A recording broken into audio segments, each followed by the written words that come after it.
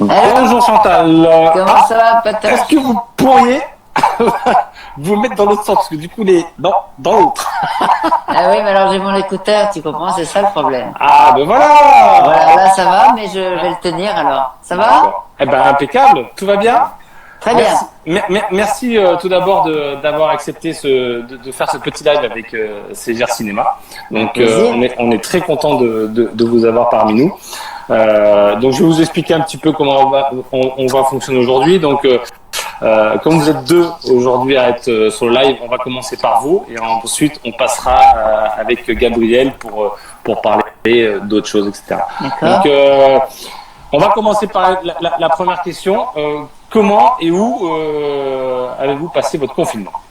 Alors, j'ai passé mon confinement dans le sud, donc c'était très bien agréable.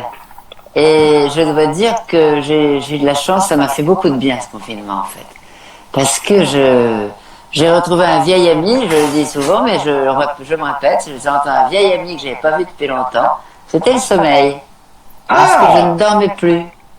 Et souvent je rôde la nuit, j'écris, j'écoute la radio, je lis, mais je dormais plus beaucoup avec cette espèce de vie trépidante. Bah oui. De théâtre en théâtre, de ville en ville. Donc évidemment j'avais perdu le sommeil et ça m'a fait beaucoup de bien.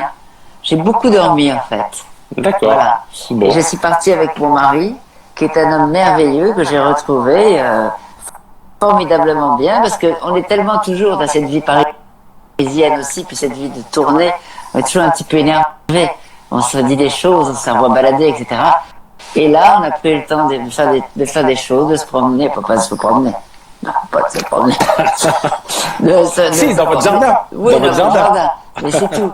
Mais c'était très, très calme et très reposant. Bon. Quelle était la première chose parce que maintenant nous sommes déconfinés, quelle est la première chose que vous avez voulu faire pendant ce déconfinement? Est-ce qu'il y a quelque chose qui... Sans avoir le souci de devoir rentrer tout de suite, sans avoir une attestation à faire pour qu'on rentre tout de suite, etc., être stressé, donc me promener librement. Les gens respectaient bien chez vous Ah oui, très très bien. Ouais. J'étais dans le sud et les gens respectaient vraiment bien les choses, ils se faisaient très attention, ils portaient des masques. On rentrait pas tous ensemble dans les boutiques, une par une. Enfin, c'était vraiment très. Il n'y avait pas beaucoup de monde quand on faisait les courses. Il y avait très peu de monde dans la rue. C'était très très observé. J'ai l'impression qu'en province, les gens observent mieux qu'à Paris. Je ne sais pas si c'est une impression ou pas. Alors, mais à Paris, j'ai l'impression que les gens se baladent un petit peu comme ça. Bah, disons qu'à Paris, peut-être que justement, ils n'ont pas tous la chance d'avoir des extérieurs ou un jardin. Donc c'est vrai que peut-être que ils avaient besoin de sortir, ça peut être compliqué. Peut-être aussi. Et puis, je vois des bandes de jeunes qui sont collés les uns sur les autres, sur des bancs publics. Pourquoi pas, mais c'était bizarre. Ils pensent qu'ils sont intouchables, en fait. Voilà. Quand on est jeune, on se pense intouchable. Voilà, on est un peu insouciant.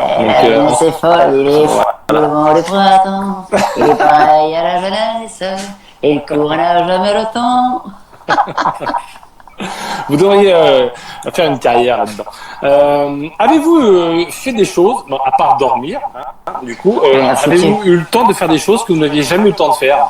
J'avais envie de me faire des petites séances cinéma, des petits cycles, Bergman, des trucs comme ça. J'avais décidé, j'avais fait un truc comme ça par Cinétech, là, il y a des belles choses et j'ai rien fait en fait. J'ai regardé des séries, j'ai regardé des séries, des documentaires, j'aime bien les docs. J'ai regardé des docs sur Dolly Parton, sur Keith Richards, j'ai regardé Irishman. Ah oui. Ah oui, De Niro. Un peu long. Ah non, j'ai bien aimé, mais j'adore ces deux acteurs. Ouais, Al Pacino et De Niro, ils sont impeccables. Ils sont formidables. Puis c'est Scorsese quand même. Bah oui, c'est Scorsese. Moi j'ai beaucoup aimé, mais j'ai trouvé quand même un petit peu long. Ah oui, un petit peu long. Et moi j'ai trouvé trop court, vous voyez.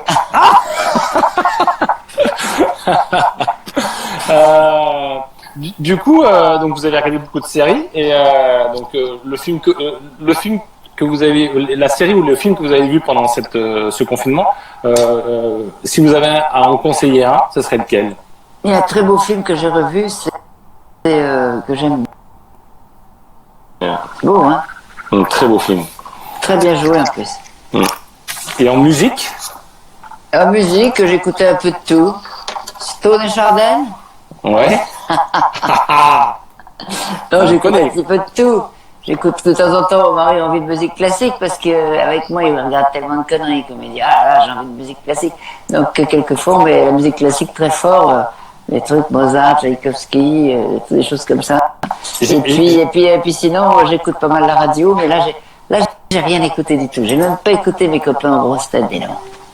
Ah oui, ils tenaient la boutique. Ils tenaient la boutique, Ruquier. Ils ont fait chacun de leur côté du coup. Non, ils pas du tout. Ils ont fait ça depuis RTL. D'accord. Et on prenait leur température, on prend leur température le matin, et puis ils ont été courageux. Hein. Ah oui, c'est clair. Ah oui. Mais si vous habitez à Paris, peut-être que vous l'auriez fait aussi. Oui, je serais allé peut-être, oui, bien sûr. Parce que c'était vraiment très très bien confié, c'était très bien organisé. Les règles sont bien respectées. Hein. Oui. On va parler un petit peu de cinéma parce que c'est un petit peu ce qui intéresse nos internautes et c'est l'hiver cinéma en fait. Depuis 2016, vous avez quand même enchaîné pas mal de films.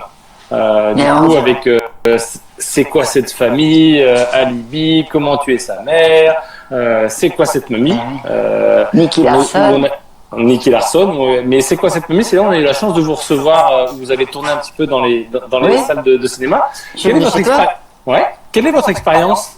J'ai trouvé ça. J'avais jamais fait une grande tournée comme ça. Bon, je fais des tournées de théâtre, de one man, mais une tournée de cinéma comme ça, c'était vachement sympa. J'ai fait ça avec Gabi et il y a des comédiens qui venaient nous rejoindre aussi de temps en temps. Et puis avec tous les gens du GC, etc. Et TF1, c'était très très amusant et en plus on était vachement bien reçus par vous parce que en fait les gens aiment bien voir les acteurs, j'ai l'impression. Oui. Hein. Les gens ça les amuse, ils sont intéressés, ils viennent. C'est sympathique de présenter un film comme ça. Les gens sont très très accros à ça. Je me suis rendu compte que c'était très utile en fait. C'est très utile parce que ça permet déjà de créer un bouche-oreille sur le film.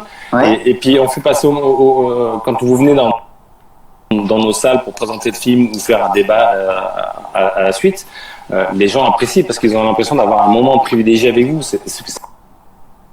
En lieu avec que des spécialistes, mais une fois que le film est terminé, vous n'avez pas la chance, comme dans un one-man show, de voir une interaction avec les spectateurs. C'est vrai que de faire ces tournées et ça aide surtout pour faire des beaux succès après derrière. Exactement, oui. Puis c'était tellement sympa avec Gabi, on s'est vraiment bien marré. Ah oui. Il va vous raconter, il faisait sécher ses vêtements et ses chaussettes sur le pare-brise derrière la voiture, c'était des essuie-glaces. Je note ses chaussettes et son slip même. Et son slip, d'accord. Des essuie-glaces. Je crois qu'il nous écoute, hein, donc il doit être en train de rigoler. Non, on s'est bien marré, c'était vraiment une tournée, rien que je pense que je ferai le 3e uniquement pour faire la tournée. D'accord. J'espère que vous viendrez dans nos salles pour le présenter à tous nos spectateurs. Avec une suite de C'est quoi cette mamie alors? Oui, je pense que c'est préparé d'ailleurs. Le film est prêt à être tourné. On est tous dans les starting blocks et on attend. Normalement, le premier tour de manivelle, comme on dit, ça va être début août. Début août, d'accord. Ah oui, si tout va bien. Si tout va bien. Donc si on les gens qui nous écoutent, on croise les doigts et on espère que les gens qui nous écoutent vont bien respecter ce déconfinement pour éviter que le virus se propage encore plus. Je pense qu'il est en train de mourir comme de sa belle mort. Je pense qu'il commence à s'affaiblir beaucoup. Hein. Ce serait bien. Ce serait bien, honnêtement. Enfin, faisons attention toujours. Toujours. Soyez prudents. Soyons vigilants. C'est clair. Avez-vous d'autres projets que C'est quoi cette mamie 2? Oui. J'ai un autre film aussi à tourner qui se tournera sûrement après. Et puis j'ai un projet de théâtre aussi, mais bon, c'est pas non plus, on ne sait pas pour le moment. Vous avez une date déjà?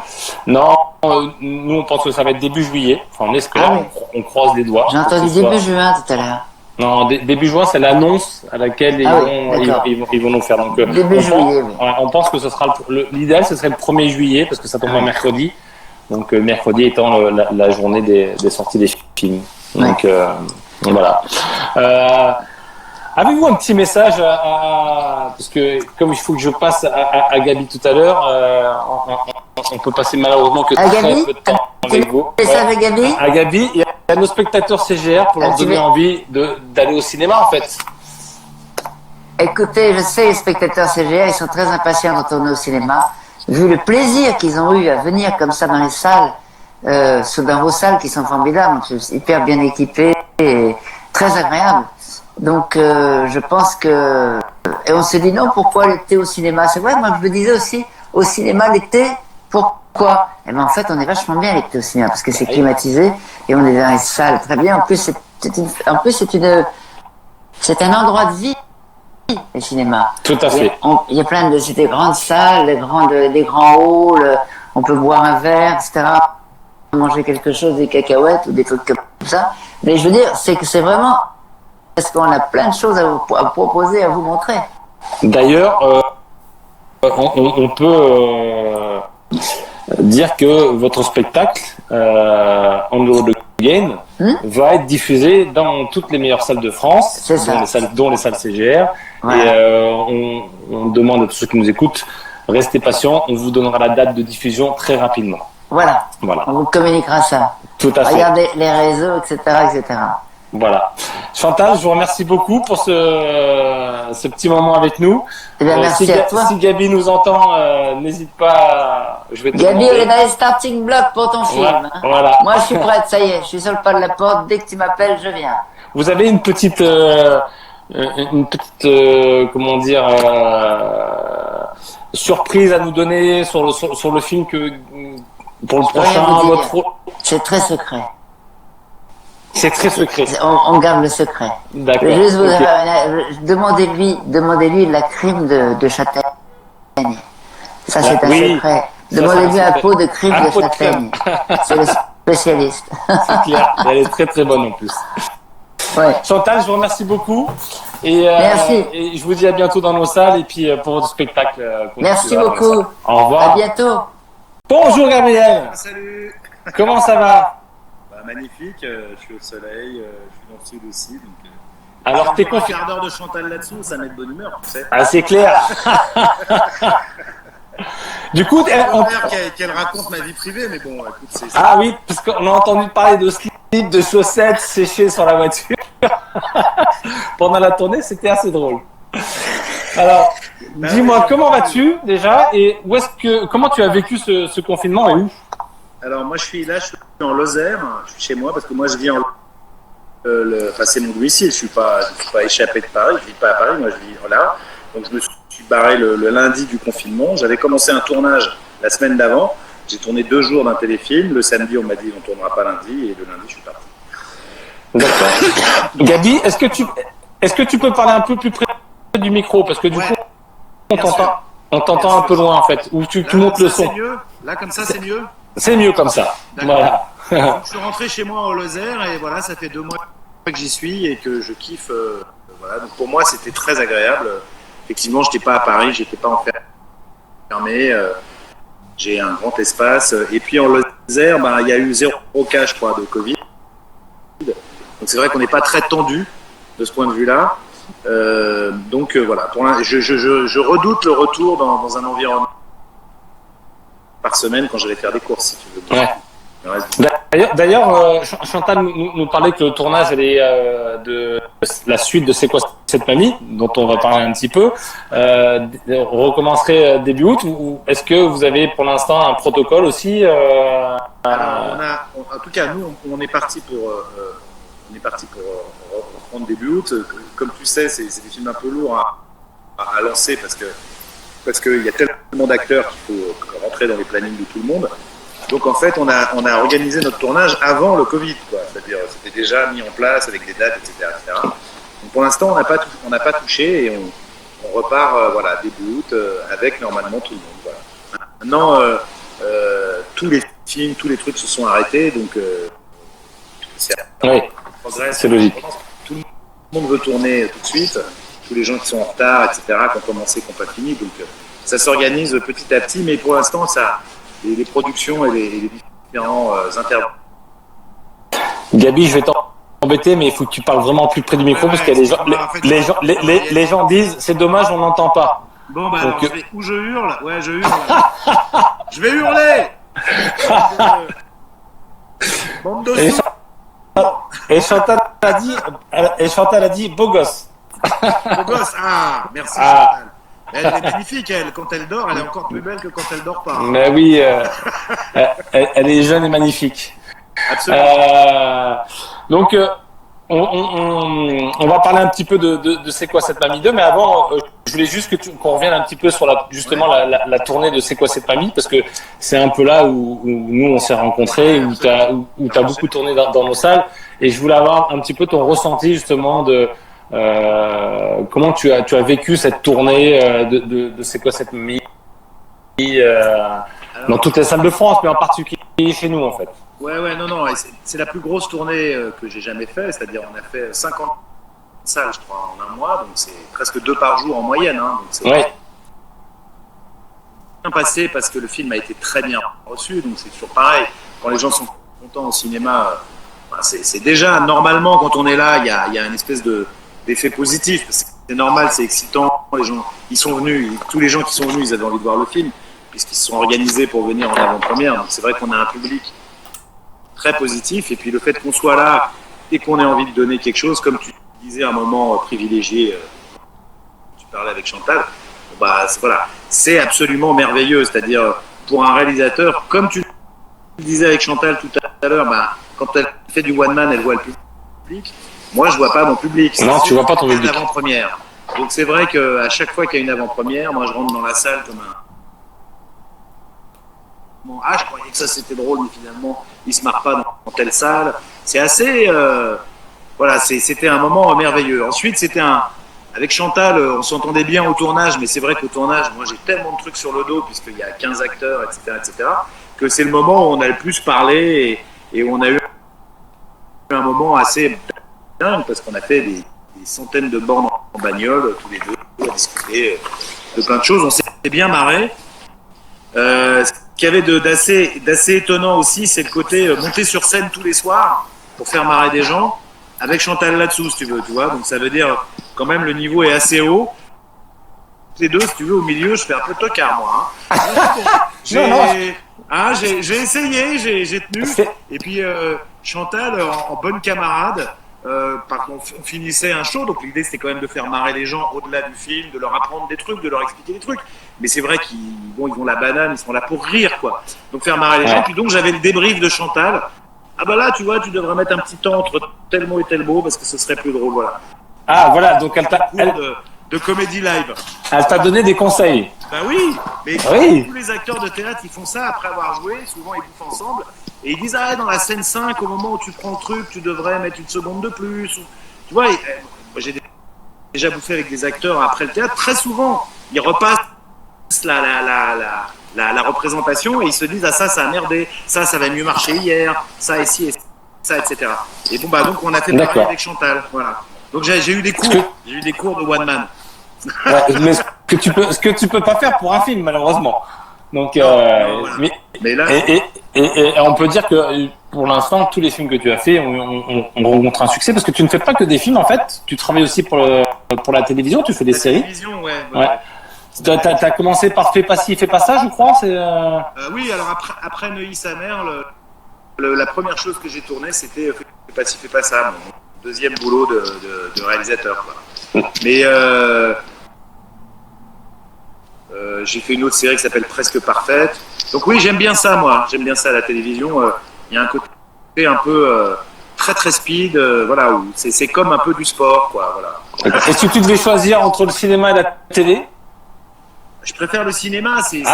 Merci. Non, mais évidemment, d'abord, à la télé, si tu veux, alors là, vraiment, je connais pas mon public, quoi. À la télé, tu sais pas si c'est bien, tu sais pas, voilà, t'as des gens de la chaîne qui regardent, comme au cinéma, t'as des producteurs qui regardent, bon, et puis après, t'as le public, c'est toujours différent. Là, la télévision, voilà, c'est un coup de fil le lendemain matin, on te donne l'audience, c'est tout, quoi. Ouais. C'est le seul rapport que tu as avec ton public, et puis voilà. Ouais, donc simplement le cinéma, et puis voilà, on sent bien qu'on fait autre chose, qu'on fait plus attention, on n'est plus voilà, sur la télévision, je te dis, j'aime beaucoup ça, mais c'est un peu sportif, c'est-à-dire comment faire des trucs impossibles, comment tourner le film en 20 jours, et qu'il soit bien, évidemment, mais voilà, il y a un côté un peu sport. Quoi, voilà. Mais il y a aussi un côté budget qui fait que ça doit être speed. Oui, parce que en gros, si tu veux, l'argent est moins important, mais et surtout c'est le temps de travail. Donc c'est le temps de travail. En gros, un film, on tourne en 40 jours, et pour faire l'équivalent en télévision, on a 20 jours. Voilà. Donc on va aller 2 fois plus vite. Alors on pourrait pas faire des films on écrit pour la télévision, ben, on fait ce qu'on appelle en calibre. On sait très bien que ça doit tourner en 20 jours. Donc, on peut pas rentrer dans le délire des scènes trop lourdes à tourner. Quoi. Et tu dis 20 jours, c'est pour un épisode ou pour plusieurs épisodes? Non, en gros, un épisode, c'est 10 jours. Donc, l'équivalent d'un long métrage, tu vois, 1h30, c'est 20 jours. Voilà. D'accord, ok. Là, moi, je dois faire ce qu'on appelle un unitaire, c'est-à-dire c'est comme un long métrage, mais pour la télévision. Ouais. C'est 90 minutes, donc comme un long métrage, et j'ai 20 jours pour le faire. Voilà. Et tu peux nous donner le sujet ou pas? Oui, bien sûr, c'est une comédie romantique, tu vois. Je vais pas te donner le sujet, mais je vais donner le genre. C'est une comédie romantique, j'en ai jamais fait. J'ai tourné 2 jours, le film s'est arrêté, et donc on doit le reprendre au moment où ça sera possible pratiquement. Je suis en train de retravailler le scénario, justement pour que ça soit plausible en temps de confinement. Voilà. D'accord. Enfin, disons avec des mesures barrières, parce que les scénarios qu'on écrivait. Et donc du coup, tu vas pouvoir enchaîner les deux? On ne prenait pas en compte ces mesures. Voilà. D'accord. Et pardon, du coup, tu peux enchaîner les deux, c'est-à-dire finir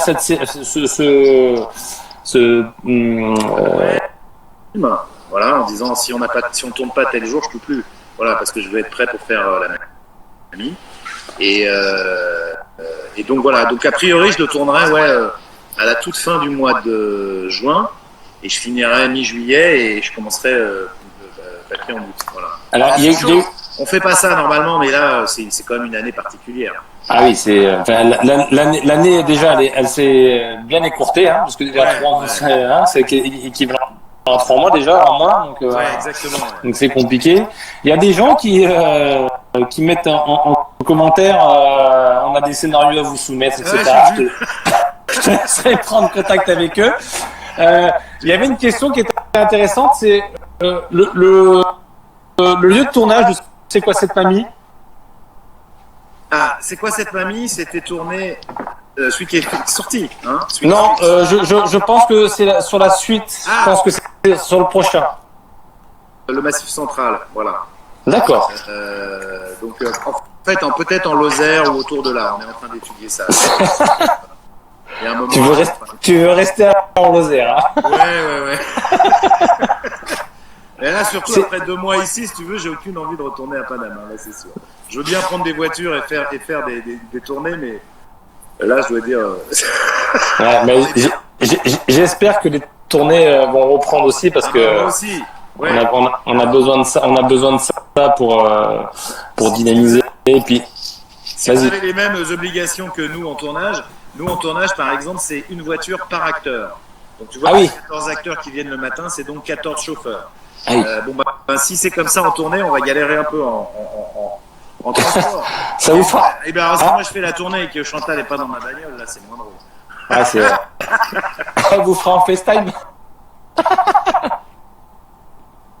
Voilà. Je connais parce que on en a parlé il n'y a pas très longtemps d'une confiture de châtaigne. Apparemment, tu ne fais pas que du cinéma. Non, tu es un petit producteur. En fait, j'ai 2 métiers. Voilà. Réalisateur de films, et je suis aussi castanéiculteur. Castanéiculteur, ça veut dire que je récolte et que je fais des produits à la châtaigne. Donc en fait, en Lozère, j'ai une châtaigneraie, j'ai une quinzaine d'arbres, je ramasse un peu plus d'1 tonne de châtaignes par an. Je vends ça, je fais des crèmes, des purées et des choses comme ça. 1 tonne de châtaignes? Ouais, donc c'est un peu débile, mais c'est comme un deuxième boulot. Ah ouais. Je fais tout, quoi. C'est moi qui arrache les ronces sous l'arbre, c'est moi qui ramasse les châtaignes, c'est moi qui balaye par terre, c'est moi qui fais la cuisine, c'est moi qui fais la peinture et c'est moi qui livre. Voilà. Ah bah écoute. Donc, normalement, je vends surtout ça en épicerie.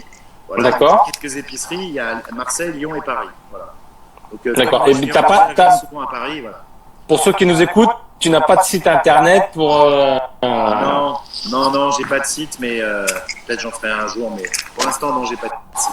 D'accord, ok. Faut trouver mon numéro, m'écrire, voilà, et vous trouver un pot de châtaigne ou m'envoyer un mail et je peux envoyer des. Non, par contre, j'en envoie. Tu as commandé tout à l'heure, donc oui. on envoie dès demain. Si tu tiens le choc. J'avais une question. Comment tu as rencontré Chantal? Alors, écoute, c'est moi.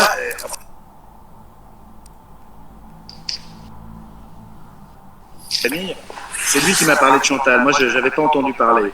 Je pense que j'étais un peu plus branché sur le cinéma d'auteur et tout ça, donc je faisais pas tellement attention à ça. Et donc voilà, il m'a dit tu devrais aller voir une femme qui s'appelle Chantal là-dessous. Ah bon? Donc je suis allé la voir au théâtre. Et puis j'ai déjà et je comprends rien. Donc je vois la pièce, je comprends rien, donc je ris pas beaucoup, donc on peut pas dire que j'ai été ébloui quoi. Mais je vais dans la loge et je fais quand même le mec qui est content parce que c'est comme ça. Donc j'arrive, je fais un grand sourire, tout ça. Ah, Chantal, formidable, etc. Je mens comme un arracheur de dents parce que je sais qu'il faut qu'elle vienne si je veux faire le film. Et donc elle me fait des grands sourires, elle me dit ah le scénario est tellement sympa et tout ça et tout ça. Bon bref, on fait affaire, les producteurs et agents se parlent. Et puis elle vient aux essais costumes, elle me dit il faut quand même que je te dise un truc. Non, il faut que moi je lui dis écoute Chantal, voilà, je voulais te dire que quand je suis allé te voir au théâtre, en fait, j'ai menti parce que j'avais pari, parce que je comprenais rien à ce que tu disais. Elle me dit, ah, d'accord, t'as pari, tu comprenais pas. Elle me dit, mais c'est normal qu'on comprenne pas. Je fais exprès, comme ça, les gens viennent plusieurs fois. Le succès du succès de Chantal. C'est une bonne technique. Elle me dit, mais tu sais quoi, Gabi, il faut que je te dise un truc aussi. Quand dans la loge et tout, je t'ai dit que j'adorais ton scénario, en fait, je l'avais pas dit. Donc voilà. Donc en fait, moi j'ai menti, elle a menti. On est parti. Voilà. Voilà. Mais bon, en fait, ça a fini par faire un beau succès. Donc, ouais, un beau succès et vraiment un retour des gens, quoi. Le bon. Et j'y ai pas pensé avant, mais bien tout le monde. C'est d'avoir des familles entières, quoi. 4 générations qui sont allées ensemble au cinéma. C'est ça. Qui sont marrées ensemble, voilà. Et ça, c'est un truc.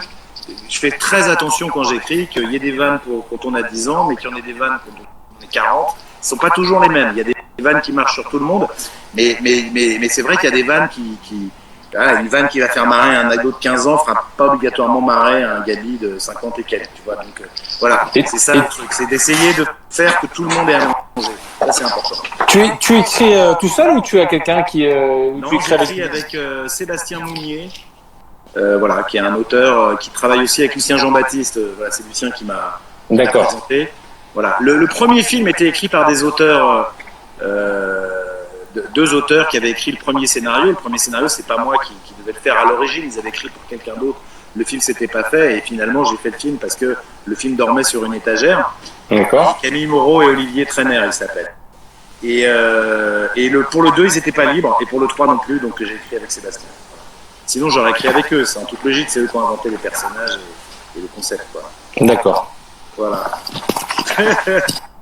Bon. Et dis donc, c'est assez long, hein, toute cette année sans CGR, là. Tout ce temps. Ah oui.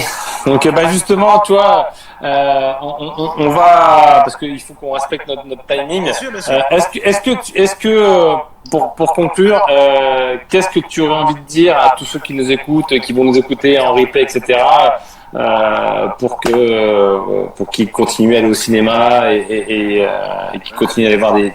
Déjà que je vois que nous tous, les gens du cinéma, même si on a plus ou moins, certains d'entre nous, comme Chantal et comme moi, je dois dire, ont passé du bon temps en confinement, c'est pas le cas de tout le monde, mais que tout le monde est à fond, quoi. Tout le monde est en train de gamberger ça dans tous les sens, savoir qu'est-ce que ça va être la façon de passer un objectif, une caméra. Donc il y a une espèce de très très forte volonté chez tous les gens avec qui je suis en contact de retourner au boulot et de réoffrir aux gens voilà, des bons films dans des grandes salles, ce truc collectif merveilleux que pour moi, qui est ta vie et qui est la mienne aussi, quoi.